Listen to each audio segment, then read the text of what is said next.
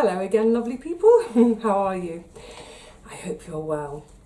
I'm continuing, as you can see, continuing with my house plants, getting on with potting on, potting up, and some propagation. And another job for me to do today, I forgot about this, fix my Velcros. And this is why I love Velcros so much, is you can buy your spare parts. I actually only need the two bits on this side. I don't need this bit, these two bits, but that's fine. I can put them away somewhere safe. I'll always have them, so as and when and if they do need replacing, I've got them. There's a bit of paper on my bed, I'll put them on there because they're a bit mucky. Right, okay, let's get potting. And the other thing to say is, just in terms of watering, my compost is quite dry, so once everything's in, I'll give everything a really good watering. Good old Hawes, it's the same make as my garden watering can. Hawes are expensive, there's no two ways about it, but they're such brilliant quality. This is not a paid advert. There's no point in sponsoring me because I already have my cans, the two in the garden, Christmas presents. This I've had for ages.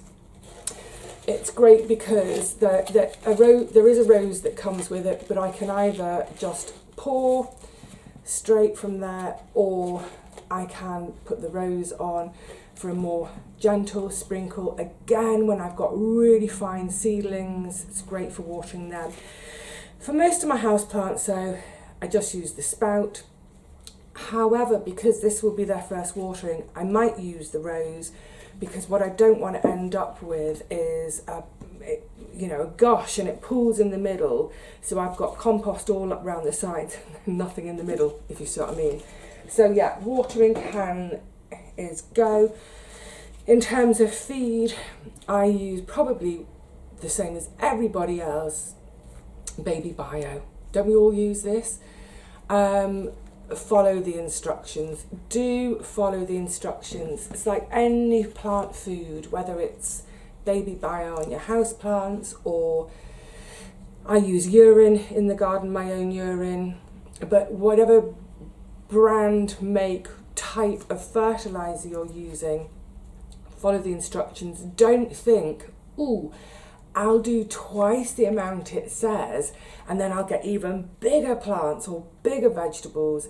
That's not how it works. Your plants won't thank you for it. So yeah, just follow your instructions. Probably with all of this, because I'm disturbing them all today, I won't feed them for a couple of weeks. I'm just going to let everything settle down. Right, first things first, let's start with spider plants. Here comes the Latin. I bet loads of you know it already, don't you? Chlorophytum comosum. Chlorophytum comosum. Actually, before we start with the plants, let's get my potting mix made up. So I've got my, it's a multi-purpose compost. I'm guessing it's been made from garden waste. I'm not sure. Obviously it's peat free. I hope that goes without saying. So to that, I'm gonna make it about 3/4 compost and 1/4 perlite. Might not be quite that, but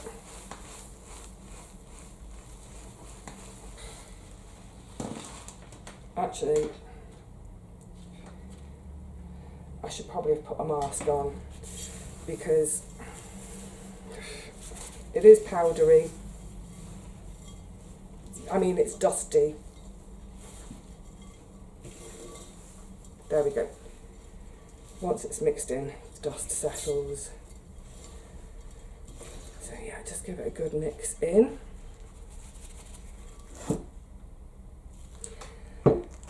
So I'm going to use these two pots for my spiders. They both have drainage holes, obviously, but I've just cut out some bits of newspaper. I'm just going to pop the newspaper in the bottom over the holes so that everything I put in today doesn't just fall straight through the holes. Annoying, messy. Obviously in time that paper will just rot. That's fine. Now a little bit of grit for the bottom of each pot. Again, just That's a bit dusty too. It's just to help with that drainage. I mean, it's half a centimetre, if that. Let's pop these on the floor because they're just begging to be knocked over otherwise.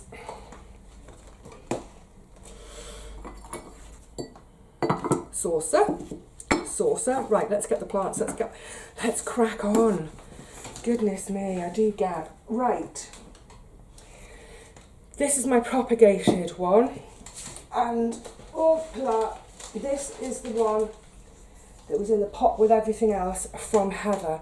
I've just tipped that pot out in the kitchen because it was big, it was unwieldy and messy, and yeah, I knew I wouldn't have room for it in here. So let's have a quick word about spider plants, or Chlorophytum camosum. Chlorophytum camosum. They are almost indestructible. They're almost indestructible. They'll put up with pretty much most light conditions, most temperature conditions. They're a fantastic little house plant. They're non-toxic to humans and pets. I've made notes about toxicity on all these plants as well. So for those of you who've got cats, dogs, crawling babies, non-toxic. One of the things, and it's great that I can show you the roots, one of the things that makes spideys so indestructible is, if I can show you on these roots, do you see some of these roots are really quite sort of fat, juicy, bulbous? I really ought to have done this soon, if I'm honest, because trying to tease them apart, I have snapped some roots. Oh, but rather excitingly, on the St. George's sword, the snake plant, it looks like I've got a baby coming, so I'm thinking I'm going to try and pop that separately. Anyway, with the Spidey's kind of chunky roots, that sort of tells us something about the plant. That tells us this plant is quite good at surviving without watering. I mean, not without it forever, but if you're a bit erratic about watering your house plants, if you tend to forget, they dry out, they die, the Spidey can survive erratic watering because of those big, thick, juicy roots which hold on to a lot of water. Generally, most houseplants prefer to be on the dry side rather than really, really wet. But yeah, a spider, they'll also take a hammering in terms of watering. Now here's the big thing, and I'm so glad I've got this because it's very, very evident on here. Can you see how many of the leaves are brown? And you'll often, you might have seen this on your own plants at home, the tips go brown. They look, take my gloves off, it's hot.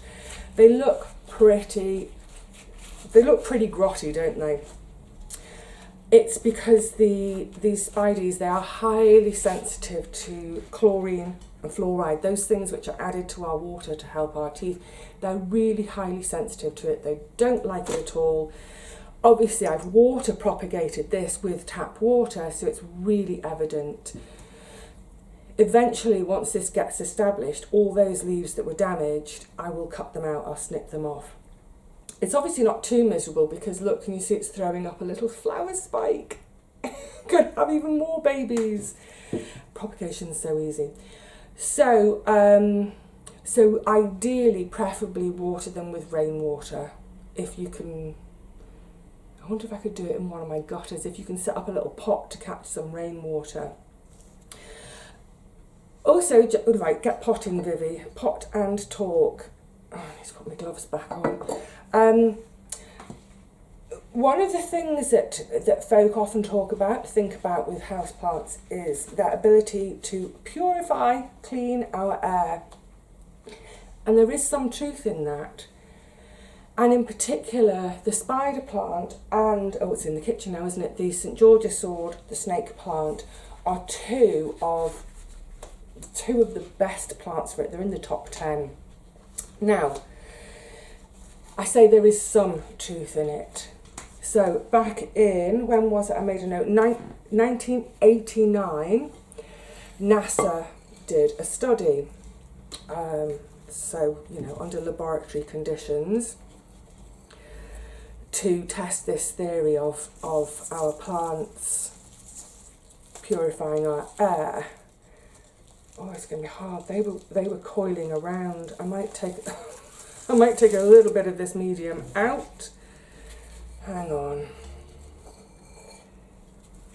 I suppose this is a bit more fiddly to do on camera than I anticipated.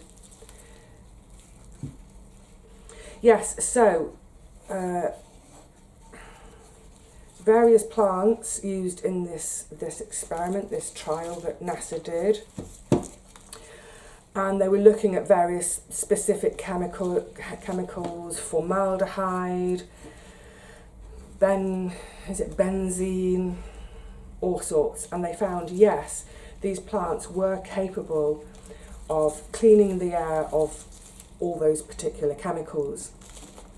The reason I said however and about some truth, in terms of replicating that experiment in a normal household setting, in other words in conditions that aren't laboratory conditions, it hasn't been found to be true. There's a coda. What it's thought, well, they do work to clean the air, however, perhaps not quite in the way that we think, because in actual fact, normal air exchange in a building, from opening and closing the front door, from windows being open and breezes blowing through, that normal air exchange is about as effective as using plants. And in fact, to have any discernible, to have real positive effect, as in if you close all the windows, close all the doors, and you're not having any air exchange, which is bonkers, we don't live like that.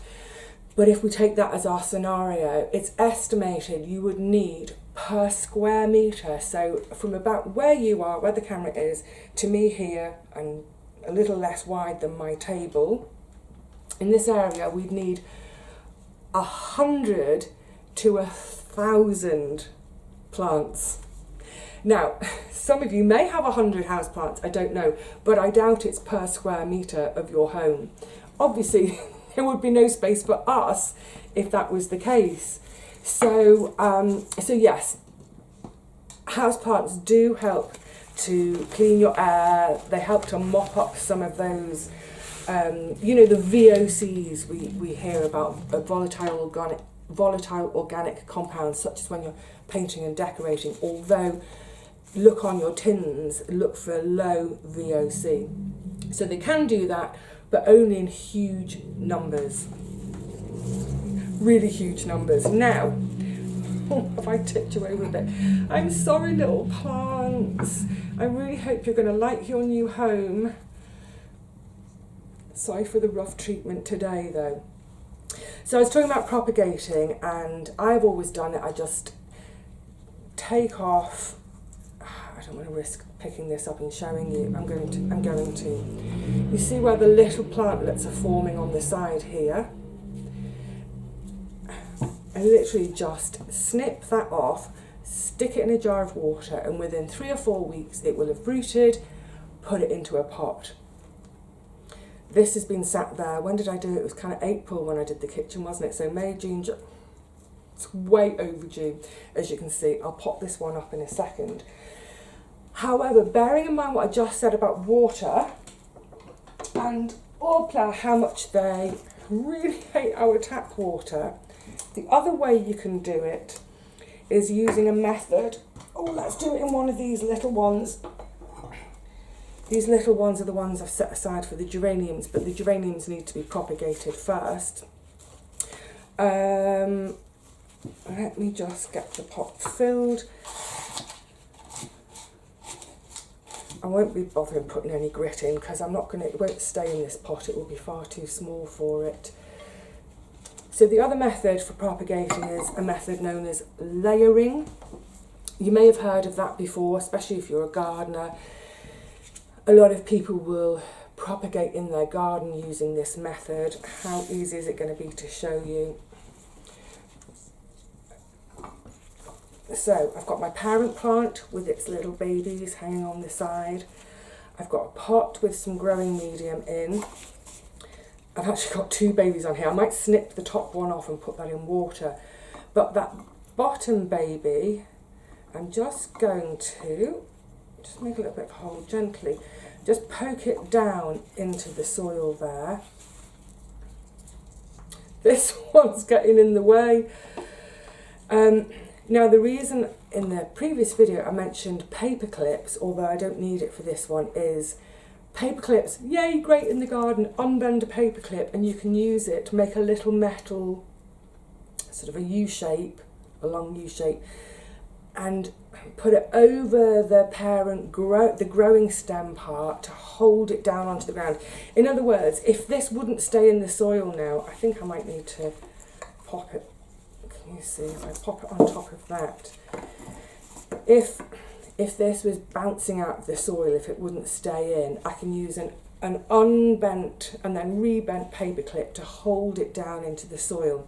Now, I will leave it alone for quite a few weeks, and then eventually I'll have a little poke around, a little feel, a little look to see has it rooted, and once it's rooted I quite simply will cut it off the mother plant. Done.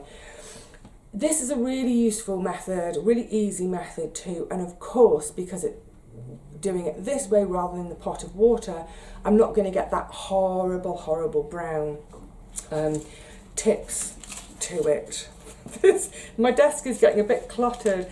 I think I might do some talking now. Hang on, that's on a sheet of paper. It's this long bit, it wants to, it loves me, it's coming to me. Hold on, let's just turn it all around.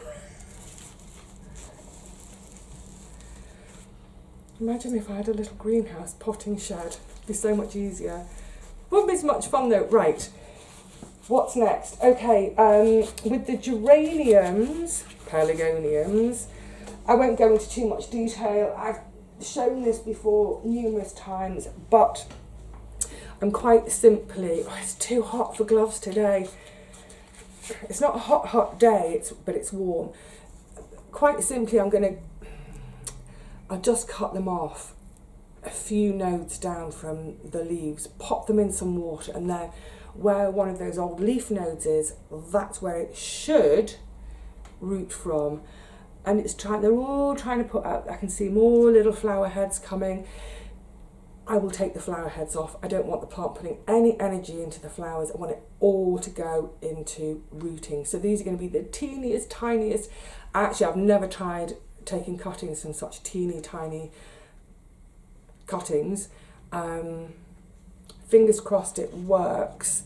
The other thing I was thinking about is just, it's not the right time of year, but certainly next spring, depending on where I am, just start some more seeds. Everyone said it's nigh on impossible, you can't grow them. I managed, and I sowed 15 and got 10 or so. It was about 2/3 germinated. Right, have we finished on the spider plants? We've talked about propagation, we've talked about their sensitivity to tap water, we've talked about NASA and the air purification, particularly true of the spider plants and the snake plant. Their roots we've talked about. Oh yes, just so also in terms of watering and repotting, they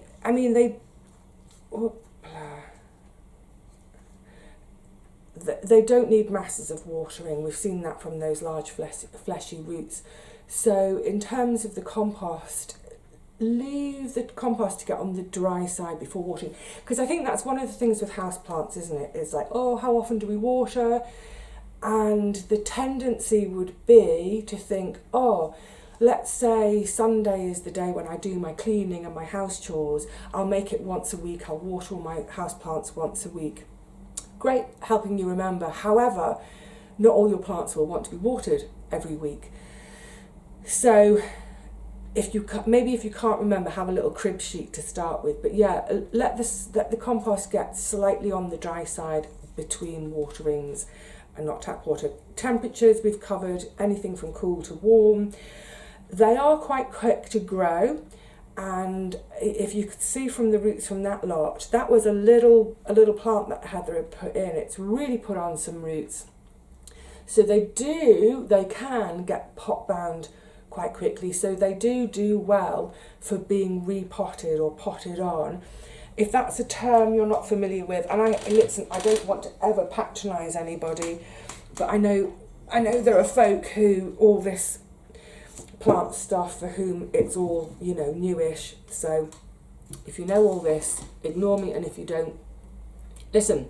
So when we talk about potting on, we're talking about moving on to a slightly bigger pot, or moving on from, say, a seed tray into a pot. We're potting on to the next size. And generally speaking, I mean, this is the case for so many plants. When we pot on, we really only want to pot on to the next pot size up. You know, it's kind of almost a false economy to put a teeny little plant in a big pot and think, oh, that will save me potting on. The plant won't like it. So I don't really have a good range of pots, the perfect range of pots here to show you. But for example, that's about the next size up. So if my plant was in here and needed potting on, go to there. If it's in there, I'd be going to, actually that's a bit too big. I'd want to find one between the two. So yeah, with spiders, they do well for being potted on.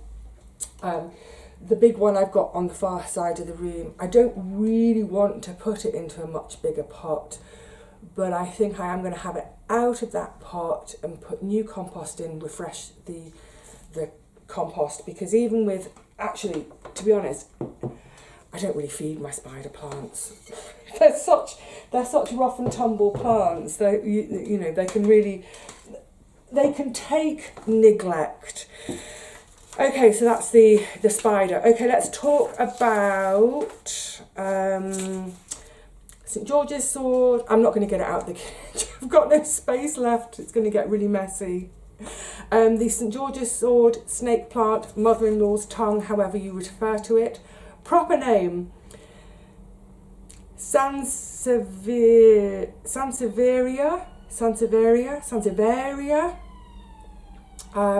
Now, talking of potting on, the snake plant actually likes to be pot bound, root bound, you might say, either root bound or pot bound.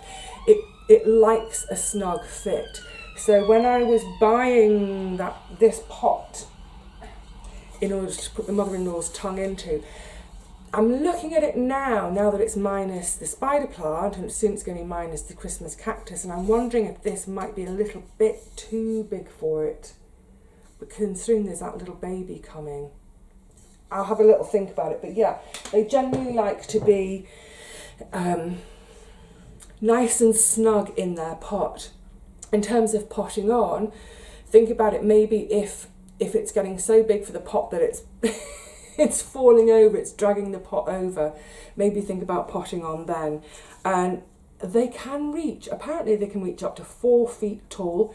They are an outdoor plant, as most of our house plants are actually outdoor plants originally, but in countries considerably warmer, or maybe, you know, more humid than we are, they like bright light but indirect sunlight. So I've actually had all of them sitting in the window behind you, my south facing window, but I'm wondering if my little bit of lacy old tablecloth in there is enough to just protect them. They seem to have been really happy there, and that's, you know, I want a load of plants in my window there, so I'll pop it back there and see how it does.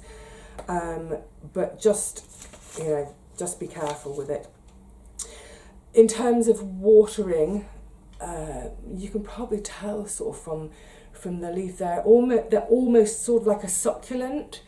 So again, sparing with the water, maybe sort of every couple of weeks perhaps in the summer, but then as we go into autumn, winter, early spring, down to about once every couple of months or so. They don't really want their compost, their soil, their growing medium to be wet. That's the main thing. Is that all right? Hang on a second. So there's like millions of notes here. I might write all my notes up into a little book for myself, my own little houseplant manual. And I think the key things to note are: what light do they prefer? What soil do they prefer? They're all getting the same soil here though. Propagation and potting on. But I think the most important things are the light, temperature and watering. They're the main things. The main thing to note with snake plant, let's try and say it again, Sansevieria. They are toxic to your pets. Toxic to your pets. So please, I've got plants on the floor. If you've got cats and dogs, get those plants up out of the way of your pets. Please, please, please. The other thing is, I know that in feng shui, they're considered not a good plant because they're quite spiky. That's quite a aggressive, violent energy. I'm going to think of it, especially in terms of the nicknames, I'm going to think of it as St. George's sword. So instead of bad feng shui, I'm going to think of it as good feng shui, that it's here, it's the sword, it's here, it's going to protect me, and also it's a beautiful gift from Heather. Thank you, lovely. I will get on with that one in a moment. And the other plant in there, Christmas cactus, how lovely. And again, I'm sure it's one of those plants that many of you have. So here we go with the Latin. Schlumbergera.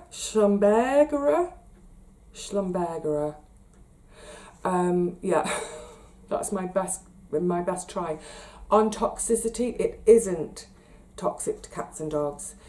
Let's just rattle through these. I've been gassing for ages, haven't I? I'd like to get all this done, then come back and show you everything. So it is drought tolerant. It's not actually a true cactus, but again, you look at it, that kind of fleshy. Oh, just to say as well, sorry, jump back to the snake plant with this whole watering issue. If the leaves I think quite often when we see floppy, droopy leaves, our immediate thought is, oh, give it a drink, revive it, kind of like we would to ourselves. Quite often those floppy, and if you feel them and the leaf is feeling soft, it's quite often a sign of overwatering. What we want is these firm, upright, really firm leaves. So if they're flopping and they feel a bit soft, and you know, I only watered it last week, and you feel the compost and it's still moist, it's probably an overwatering issue. Right, sorry, Christmas cactus. So drought tolerant. I was looking into the watering of them. I suppose one could make this as complicated or as simple as one wants, but it suggests that we keep the compost moist. However, for a few weeks before the flowering period, to water less. Now, it's called the Christmas cactus because it flowers around Christmas. Some of you will have a Thanksgiving cactus, similar periods, so end of November. Some of you may have an Easter cactus. It's all based on when they're flowering. So I guess for us in the Northern Hemisphere, with our Christmas cactuses, probably from about the end of September, is to just start paring back that watering, because that's part of the process to help them to make their flower buds, to help them flower. But the final thing to get them to flower, they need to be triggered by this, is when they go into a period of having at least 12 hours a day of darkness. So if your home is never dark, I can't imagine why it wouldn't be, but you might want to think about sticking them in a cupboard for at least 12 hours a day to induce that darkness. So to have the darkness, which is then going to tell the plant it's time to start thinking about flowering. Now, also in terms of the light, this is quite important for these little Christmas cactuses, and I've been doing it wrong because I've had it in the front window. During the spring and summer, put them out of sunlight. So I could have it in that part of this corner of the room, sort of down here by the sofa, because it stays a bit more shady. perhaps in the bathroom or kitchen, because they're north facing, they're a much gentler light. And it's in the winter, so from the autumn when it's flowering, that we want to bring it into the bright light, into direct sunlight. It seems so counterintuitive, doesn't it? But that's when it's flowering. Give it all that sunlight, but at night it wants the dark. Is that all I need to say? Oh, in terms of doing all this potting on today, all of my potting on or potting up, ideally we do it in the spring. So the plants, just like our veggie plants in the garden, just like any plants in the garden, they're coming, I'm talking northern hemisphere, of course. Well, you have spring down south as well, but it's just a different time. What I'm trying to say is our plants really go dormant over the winter. So just as we start to come into spring, just as our plants are about to get going again, ideally that's when we'd repot and pot things on. So I'm kind of doing it at the wrong time of year, but they need to be done.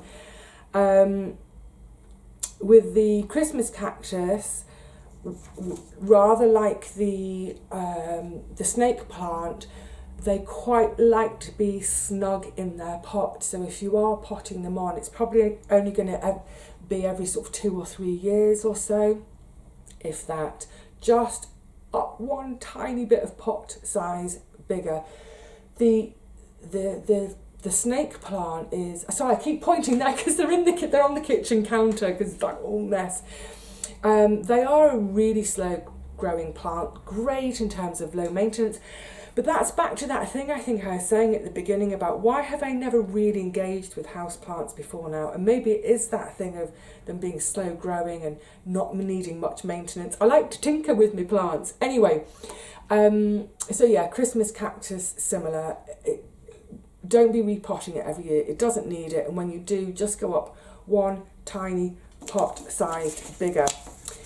I think I've covered everything I need to cover. I think the toxicity is the most important one, and is it? Yeah, it's the spider. Sorry. It's the snake plant, the St. George's sword, the mother-in-law's tongue. That's the one that's going to be toxic to our pets. Get it out of their way. So I have increased my plant collection, A, from that gift from Heather, B, because I'm now propagating again. Great.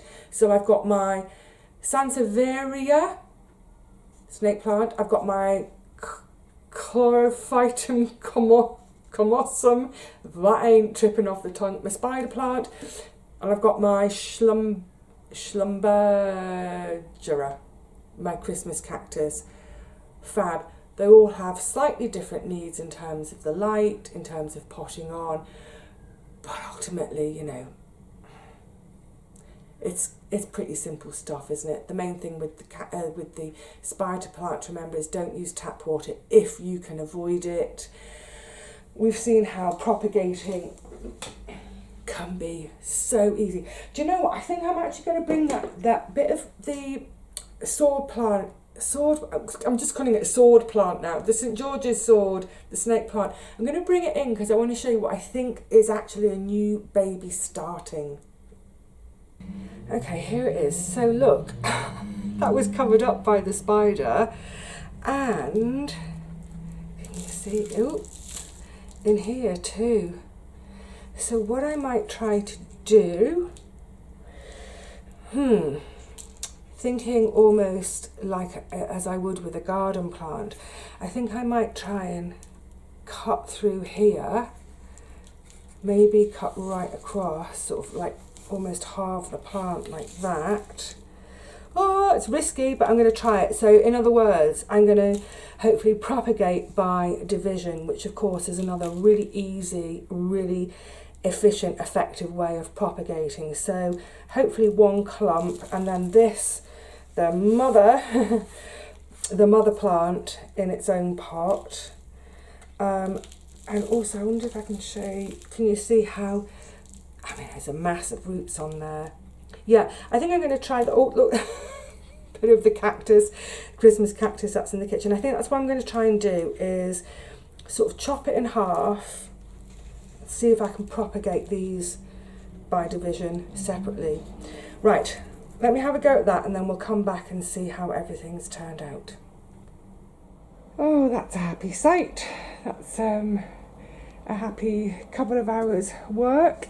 They're not all going to stay here in the window because, as you can see up there, it does get quite bright. Just tip you down so the camera can see. But yeah, I'm just putting them all there for now and they'll all now get a watering.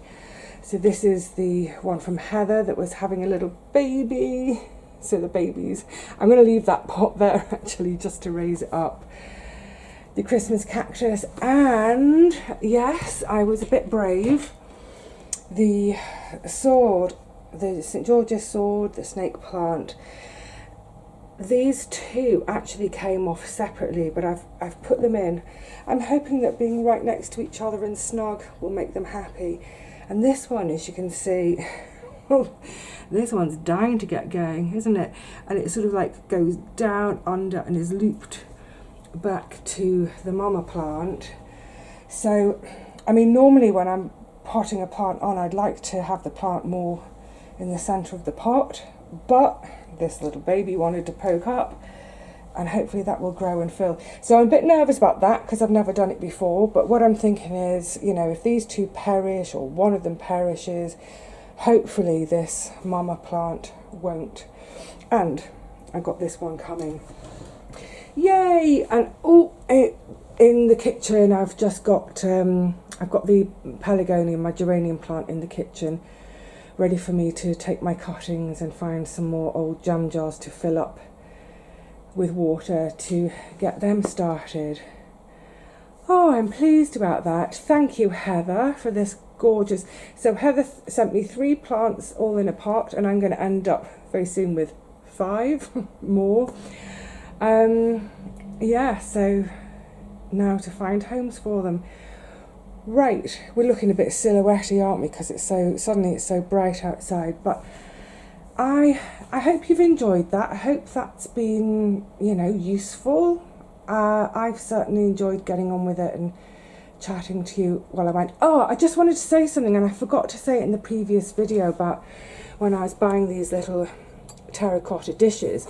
So that size, they cost £1.50. This size was £2. Oh, that one was £2.50. And you might think, as you can see here, because I wasn't planning to do these two today. So that's the pot that's a bit cracked. Eek. And I've got a saucer. It's my only spare saucer.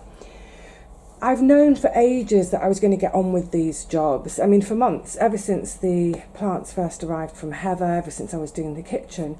So in all that time, so May, June, July, every time I've been in the charity shops, I have been looking out for little dishes, saucers, anything that would work as a little dish for the pots to stand on. And I mean, I go in the charity shops at least once a week. I'm always on the hunt for books. But here's the thing, crazy little odd saucers like that, you'd think, oh, 50p, 25p. The charity shops around me are charging £2.50 and over for a nice little saucer, and not even with the cup. You know, it's just an odd saucer, £2.50, £3, which is ridiculous to me. So I thought, you know what, rather than paying £2.50, £3, I'll pay £1.50 and have a little bit of matchy for the first time in my life. So yeah, I forgot to mention that when I was talking about my garden centre purchases. Of course, I looked for something else first, but no, wasn't able to find anything suitable at a sensible price. All right, lovelies, I will see you all soon, maybe in the garden, maybe depending on the weather, not sure when or where, but I will see you soon. So until then, happy house planting, and yeah, look after yourselves, look after each other, look after your plants, and you know what, have a go with propagating your own. I have never propagated Christmas cactus before. I know in theory how to do it, about taking leaves. I've never done it before. I will try at some point, but not just for now. That's enough plant excitement for one day. All right, lovelies. Cheerio.